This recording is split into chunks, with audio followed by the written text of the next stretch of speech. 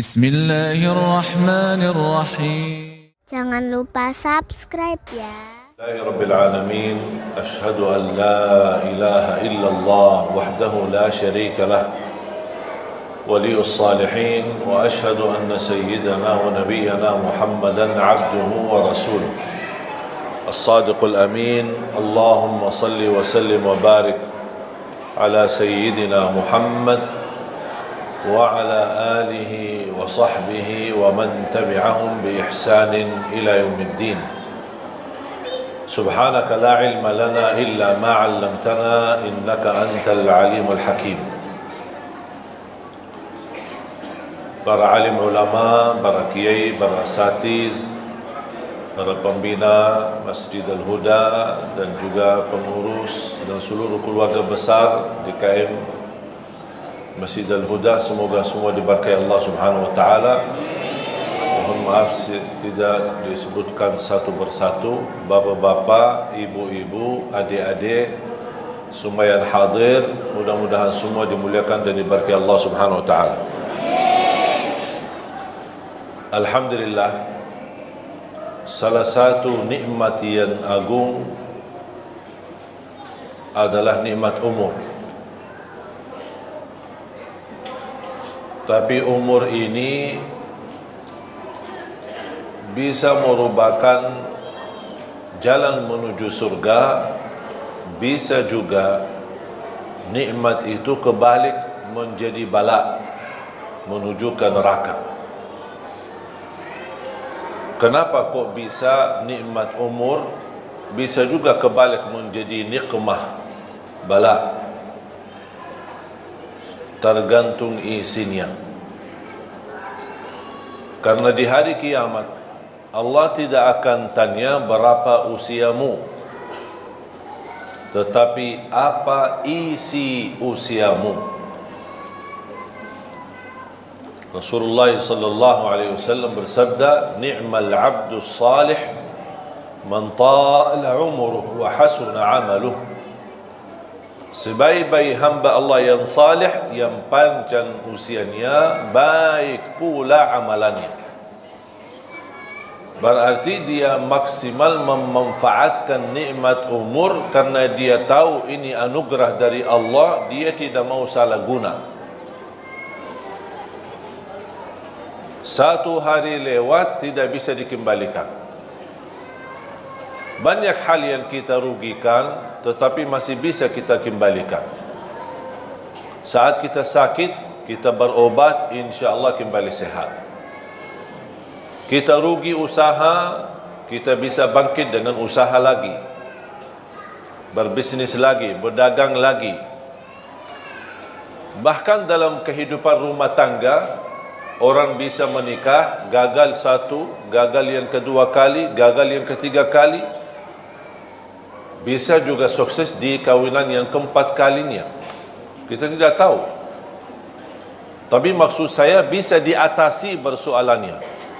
Bukan berarti misal kalau kita nikah kemudian gagal, bukan berarti habis kehidupan.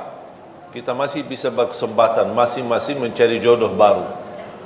Barangkali ada yang istri berharap suami bertanggung jawab. Mungkin suami yang pertama tidak bertanggung jawab, jodohnya sampai di sini, mereka pisah, bukan berarti kehidupannya sudah habis. Dia masih bisa berusaha lagi.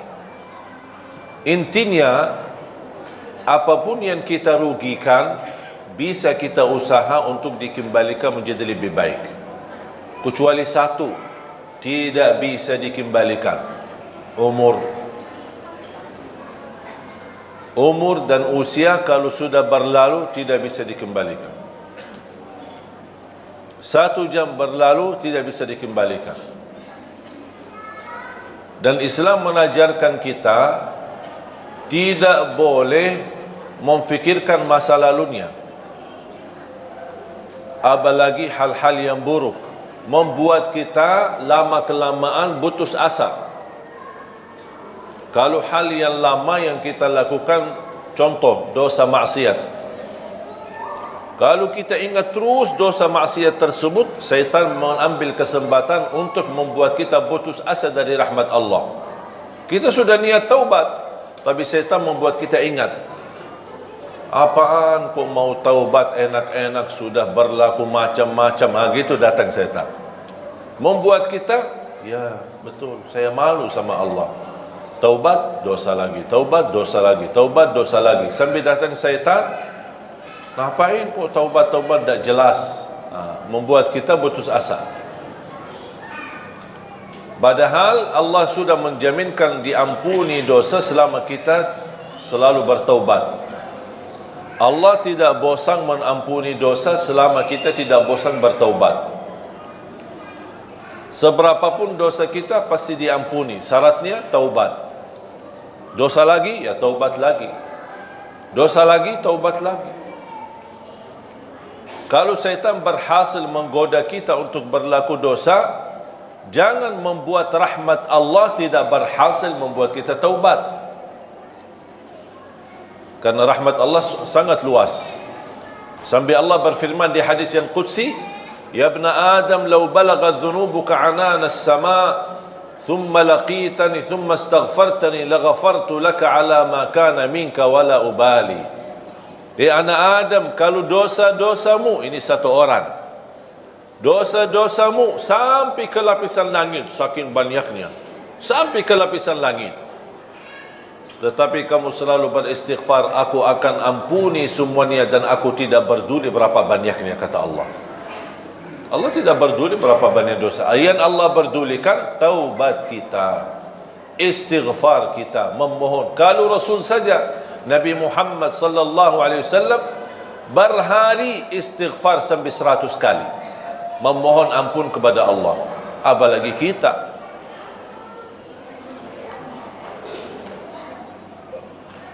Hal-hal nikmat yang sudah berlalu kita tidak boleh kita lupakan.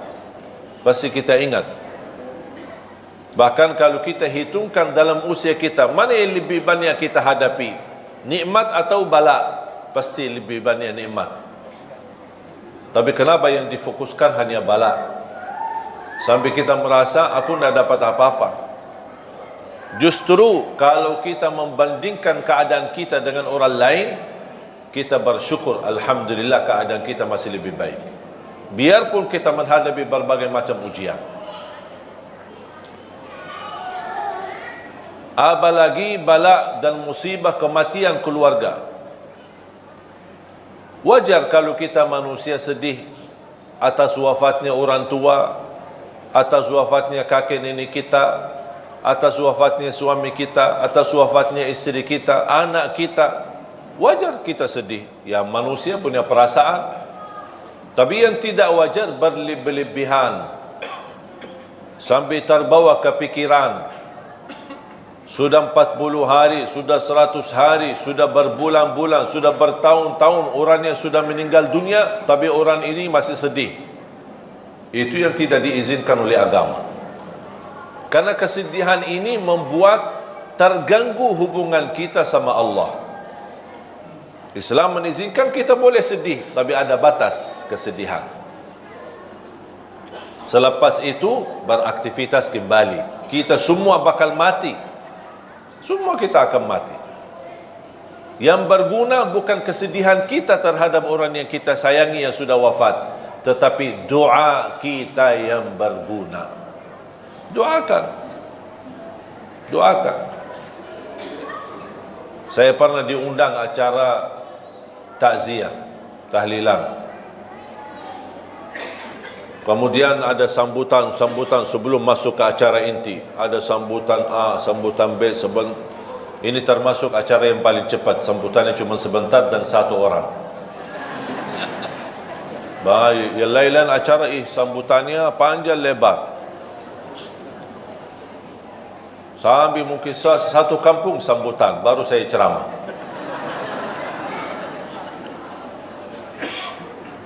Pas saya diundang, tuan rumah ada seorang anak karena meninggal bapaknya, sambil dibawakan di layar, mereka dari keluarga kaya bawakan layar foto-foto dan video masa-masa lalu. kesenangan mereka, makan bersama, umrah bersama, jalan-jalan bersama, naik kapal bersama, kemana laut, kemana, semua ditayangkan di acara. Sambil anak ni yang perempuan ini sambil cerita bagaimana ayahnya, bagaimana kasih sayangnya, sambil nangis. Saya fikir baru kemarin meninggal, ternyata sudah 1 tahun. Dan segitu sedihnya, nangisnya. Itu yang namanya berlebih-lebihan. Bukan masalah acaranya, kesedihan itu tidak boleh. Karena bisa menjadi tanda kita tidak menerima takdir Allah. Dan syaitan mengambil kesempatan masuk di situ. Coba, apa salah ayahmu sampai dicabut nyawanya, padahal ayah kamu kan baik? Begitu bisikan syaitan, membuat kita kefikiran. Padahal kita tahu kematian itu hakul yakin, semua bakal mati. Kalau ada yang boleh kekal, itu Nabi Muhammad sallallahu alaihi wasallam. Karena di saat sakaratul maut, Allah tawarkan melalui malaikatul maut, mau kekal di dunia atau mau ambil wafat, pilih yang mana? Rasulullah SAW, karena sudah selesai tugasnya, sudah selesai dakwahnya, sudah sempurnakan agamanya, dia tidak mau milih hidup, malah dia justru berkata, Ar-Rafiqal A'la, Ar-Rafiqal A'la, saya ingin bertemu Allah. Sudah buat apa lagi saya hidup di dunia ini? Makanya Rasulullah SAW bersabda, Man ahabba liqa' Allah, ahabba Allahu liqa'ah. Barang siapa yang mencintai bertemu Allah, Allah juga cinta dan sayang bertemu dengan kita. Tapi ada orang, na'udzubillah, pas menghadapi sakaratul maut, dia tidak mau bertemu Allah karena perilakunya. Makanya kita harus berbaik sangka, harus bersenang. Kapan tiba saatnya, kita tunjukkan perasaan kebahagiaan, kesenangan. Itu kematian bukan berarti kita akan menghadapi keburukan. Justru yang membuat kita senang menghadapi kematian, karena selepas kematian kita akan bertemu sama Allah. Bahagia enggak? Ya seharusnya bahagia. Kita disuruh bertemu sama orang terkenal, atau sama orang pejabat besar, atau sama orang presiden. Masa kita tidak senang? Sama Allah aja kita merasa takut. Segala sesuatu yang kita takuti, kita tidak berani menghadapi. Binatang yang membahayakan apa, atau ada seorang preman yang mengganggu kita dan orang zalim, kita melewati jalannya aja kita tidak berani, takut. Segala sesuatu yang kita takuti pasti akan kita melarikan diri dari apa yang kita takuti, kecuali satu. Kalau kita semakin takut, pasti akan semakin dekat. Siapa? Allah. Tak ada orang mukmin yang takut sama Allah tapi dia kabur. Mau kabur ke mana? Mau ke mana lari? Tak ada yang bisa tolong selain Allah. Makanya semakin kita takut, justru semakin kita cinta, semakin kita dekat sama Allah. Bukan takut dihukum, tapi kita merasa ada rasa takut karena belum mampu menyempurnakan hak Allah. Ini yang membuat kita semakin enak, semakin dekat, semakin senang, semakin suka beribadah, semakin suka berzikir. Karena hubungan kita sama Allah tidak boleh terlepas dari 3 hal. Rasa harap, rasa takut, dan di atas ini semua adalah rasa cinta. Jadi bukan yang membuat kita mau beribadah karena kita mengharapkan saja, tapi yang membuat kita terdorong beribadah karena saya cinta. Masalah harapan itu belakangan, tahap yang kedua. Yang membuat saya takut, menjauh dari dosa dan maksiat, menjauh dari durhaka sama orang tua, menjauh dari hasud, menjauh dari dengki, menjauh dari sifat sombong dan dosa-dosa yang lain. Apa yang membuat? Bukan karena dilarang dan saya takut melanggar larangan Allah. Yang membuat saya takut tidak berbuat dosa maksiat karena saya cinta sama Allah. Akhirnya kalau kita semakin cinta sama Allah, nikmat, harapan dan ketakutan akan semakin sempurna. Karena Allah tidak mau juga kita takut sampai putus asa. Takut dihukum, takut karena dosa maksiatnya terlalu banyak, menzalimi orang macam-macam. Jadi rasa takut semestinya membuat kita semakin dekat sama Allah. Sampai Rasulullah SAW bersabda, Inni la atqakum lillah wa akhsyakum lah. Aku yang paling bertakwa kepada Allah, kata Rasul, dan aku yang paling takut kepada Allah. Bapak Ibu jamaah sekalian dimuliakan Allah SWT, kembali lagi, yang mendorong kita saat beribadah tidak boleh terlepas dari 3 poin atau 3 hal. Harap. Apa yang kita harapkan dari Allah? Ridha. Kita harap Allah ridha. Kalau Allah ridha sama kita, beres, sudah selesai, tidak ada masalah. Kalau Allah ridha, berarti ibadah pasti diterima. Kalau Allah ridha, kekurangan pasti dimaafkan. Kalau Allah ridha, dosa pun Allah akan tutupi, karena Allah sudah ridha. Ada rasa takut, bukan takut dihukum, tetapi kita takut semakin beribadah, tapi ada rasa takut, jangan-jangan Allah tidak mau terima amal ibadah saya. Oh, barangkali ibadah saya belum baik, barangkali belum ikhlas, barangkali belum sempurna, ada kekurangan khusyuk. Saya kadang-kadang suka berzikir, tapi lebih banyak suka malas. Ini muncul rasa takut. Takut kekurangan ibadahnya, tidak sesuai dengan perintah, tidak sesuai dengan ajaran agama, tidak sesuai untuk meniru Nabi Muhammad sallallahu alaihi wasallam. Dan rasa takut itu akan mendorong kita akan semakin lebih baik. Kalau saya salat asar atau saya salat zuhur, kayaknya belum sempurna ya, masih ada kekurangan, insya-Allah saya salat sunnah ba'diyah. Karena tugas salat sunnah qabliyah ba'diyah menutupi kekurangan salat wajibnya. Belum sempurna sunnah qabliyah ba'diyah, udah saya tambah lagi salat duha, saya tambah lagi sunnah wudu, saya tambah lagi salat tasbih, saya tambah lagi salat hajat. Belum lagi, masih ada kekurangan, saya tambah lagi salat tahajud, walaupun 2 rakaat, tutup witir, tidak harus 8 rakaat, tidak harus 10, tidak harus 20. Boleh enggak saya salat tahajud cuma 2 rakaat? Ya boleh. Witir langsung ditutupi witir. Jadi tahajud itu tidak semestinya jumlah yang banyak. Boleh enggak kita salat malam tapi belum tidur? Ada orang tanya, aku mau salat malam tapi aja sudah jam 1 saya belum tidur. Asik lagi ngobrol sama suaminya, lagi mesra-mesra, senang-senang, atau lagi membahas diskusi soal anak, sampai kelewat waktunya, sampai jam 12, jam 1. Kalau tidur jam 1 takut ketiduran, bangun salat subuh, belum salat tahajud. Boleh enggak saya salat malam sebelum tidur? Ya boleh, daripada sia-sia. Ada orang berkata harus tidur walaupun sebentar. Maksudnya sebentar. Sampai saya pernah baca di salah satu komen, dia bilang wajib tidur sebelum salat malam, walaupun hanya tutup mata sebentar terus buka lagi. Itu bukan namanya tidur.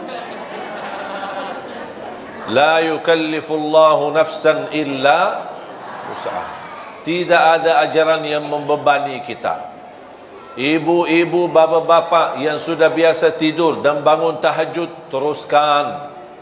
Itu lebih baik. Tapi yang belum terbiasa, malas-malasan, suka tidur dan ketiduran, syukur-syukur bangun subuh, daripada tidak salat witir dan salat malam, tertulis nama kita menjadi ahli tahajud, mendingan kita salat baru tidur. Ada orang bertanya, gimana kalau saya salat malam, tutup witir, kemudian saya tidur, tiba-tiba saya bangun, saya lihat jam, masih ada 40 minit belum azan subuh. Boleh enggak saya tahajud lagi? Boleh, tapi tidak boleh witir lagi. Karena Rasulullah SAW tidak mengizinkan 2 kali witir dalam satu malam. Tidak boleh 2 kali witir dalam satu malam. Faham bu? Alhamdulillah, Islam mudah. Kalau ada, selalu ada harap. Apa yang kita harapkan? Ridha Allah. Di bawah ridha Allah pasti surga. Masa ada orang-orang beribadah tapi tidak mengharap surga? Terus maunya apa? Mau neraka. Harap surga dan takut neraka. Tapi lebih daripada harap surga dan takut neraka, yang membuat kita mau mencintai Allah, mau beribadah kepada adalah rasa cinta. Itu yang paling tinggi. Contoh, ibaratnya seperti burung. Kira-kira burung tanpa kepala bisa terbang enggak? Burung dengan kepala tapi tidak ada sayap bisa terbang enggak? Itu orang mukmin. Kepala adalah cinta, 2 sayap harap dan takut. Harus 3-tiganya ada supaya hubungan kita sama Allah semakin baik, bisa terbang. Tapi kalau kepala ada cinta sama Allah, ada orang cinta tapi ibadahnya tidak jalan, tidak ada harap, tidak ada takut, tidak ada perasaan sama sekali, tidak bisa jalan. Sampai ada orang berkata, aku tidak, kalau Allah takdirkan saya masuk neraka, ya tidak apa-apa, saya ikhlas kok. Masa begitu doanya? Ya Allah, saya kalau tidak diizinkan masuk surga, ya tidak apa-apa. Itu namanya orang beribadah tapi tidak ada harapan. Tidak mau harap ridha, tidak harap surga, tidak takut neraka, ya tidak apa-apa. Itu tidak bisa. Cinta ada, rasa harapan ada, dan juga takut ada. Takut amalan ibadahnya ditolak, takut tidak diterima, takut tidak sempurna, takut sia-sia. Iman ada yang amalannya sia-sia, ada. Sampai Allah ceritakan dalam Al-Quran, alladzina dhalla sa'yuhum fil hayati dunya wa hum yahsabuna annahum yuhsinuna sun'a. Mereka yang merugi adalah yang datang di hari kiamat. Dia merasa dirinya telah berbuat banyak kebaikan, tapi kenyataannya di hari kiamat merugi semuanya karena mereka tidak ikhlas lillahi ta'ala. Sia-sia. Kalau orang mukmin, dia takut amalannya jadi sia-sia. Dia takut amalannya menjadi riya. Berarti ada sifat takut. Jadi kembali lagi ingat, seperti burung, kepalanya adalah cinta, rasa cinta. 2 sayap harapan dan takut sama Allah Subhanahu wa ta'ala. Sama seperti ada orang bekerja, apa yang diharapkan? Upah. Masa dia mau bekerja, ya terserah bos, kalau mau kasih gaji boleh, tidak mau kasih tidak apa-apa. Ada yang mau enggak gitu? Tidak ada yang mau. Kalau dipotong aja pasti dia ngamuk. Pak, kenapa dipotong gaji saya? Oh, karena sudah 3 kali telat, karena denda, karena hukuman. Allah juga Maha Adil. Yang berlaku kita sama manusia berlaku sama Allah Subhanahu wa ta'ala. Dan Allah Subhanahu wa ta'ala walaupun Maha Adil, Allah lebih banyak menjalankan kasih sayangnya kepada kita daripada keadilannya. Contoh, A'udzu billahi minasy syaithanir rajim. Bismillahirrahmanirrahim. Walau yu'akhidhu Allahu an-nasa bima kasabu ma taraka 'ala dhahriha min dabbah walakin yu'akhiruhum ila ajalin musamma. فإذا جاء أجلهم فإن الله كان بعباده بصيرا. Surah Fatir, surah 35 ayat 45. Sekiranya Allah menghukumkan manusia atas setiap salah niscaya tidak ada makhluk yang mampu hidup di muka bumi. Itu namanya adil. Karena sistem adil, yang salah wajib apa? Yang salah wajib dihukum. Kalau orang salah kemudian kena hukuman, itu namanya adil? Tidak. Yang tidak adil, kalau ada salah tapi tidak ada hukuman, itu namanya tidak adil. Menurut ayat ini, surah 35 ayat 45, sekiranya Allah berkenan menjalankan keadilannya terhadap perilaku manusia, setiap salah, setiap dosa kena hukuman Allah. Contoh, dosa mata, dicabut nikmat mata, hukuman. Dosa tangan, dicabut nikmat tangan. Ketiduran salat subuh, bertambah bau badan kita.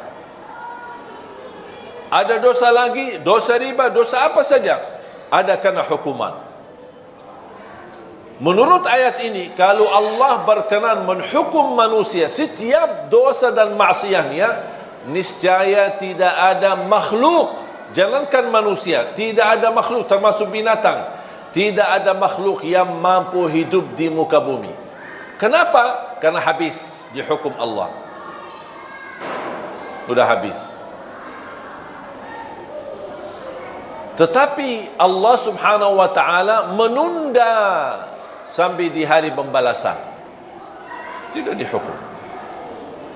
Bayangkan aja, kalau setiap dosa bau badan kita, dosa lagi tambah keras bau badan kita, dosa lagi bertambah keras bau badan kita, kira-kira berani enggak keluar rumah? Langsung ditandain orang, bau ya, dosanya banyak. Langsung ditandain orang. Malu kita sama orang. Makanya tanda sesuatu salah atau dosa apa? Ada dua tanda. Kadang-kadang ada orang melakukan sesuatu, tapi dia berkata, tidak apa-apa. Mau nggak tahu ini salah atau tidak? Lihat dua hal. Pertama, ada nggak sesuatu di hati tidak enak? Kalau muncul perasaan di hati tidak enak, berarti itu tidak benar.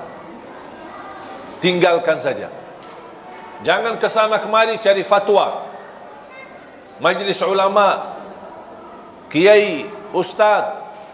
Kalau sudah muncul perasaan di hati tidak enak, jauhkan. Kalau bukan haram, berarti syubhat. Syubhat. Hati-hati dari syubhat. Islam mengajarkan hal-hal yang tidak jelas pun kita jauhi, apalagi kalau sudah jelas haram. Tanda yang kedua, kalau kita melakukan hal tersebut, kita malu dilihat orang. Faham, Bu? Saya ulang lagi. Tanda yang pertama, apa yang kita lakukan atau ada yang mau melakukan sesuatu, kalau muncul perasaan di hati tidak enak, berarti jangan dilakukan. Walaupun ada kiai, ustaz bilang boleh. Tanya diri, jangan tanya ustaz. Tanya hati. Kalau hatinya tidak enak, itu fitrah. Tidak mungkin Allah memberikan hati tidak enak kalau sesuatu yang boleh. Kalau sesuatu boleh dalam pandangan agama, pasti hati enak. Kalau sesuatu yang tidak boleh,